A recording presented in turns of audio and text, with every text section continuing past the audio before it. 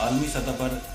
इसकी मंडी तकरीबन $3 ट्रिलियन तक है। पाकिस्तान हलाल अथॉरिटी जो मंडी है उसके डायरेक्टर आज हम नाज़रीन को बताएंगे कि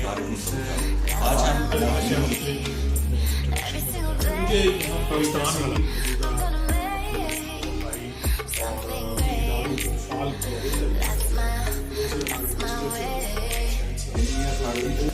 जो 3 माह में एक्टिव हो जाए।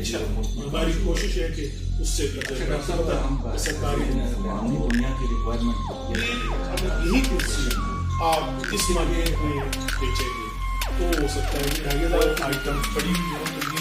बहुत बड़ी आसानी से वो आए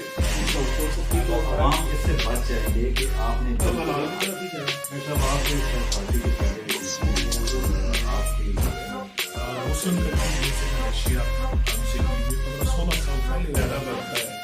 ये बाकी कैसी आप कोई जो हमने अपना स्टडी किया है या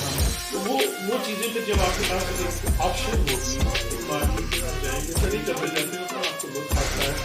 और नफ्सों काफ़ी ममालिक में जाने जाने का मौका मिला तो हमारे शायद इसका पैकेज लगता है हलाल फूड के हवाले से, हलाल अथॉरिटी के हवाले से, हलाल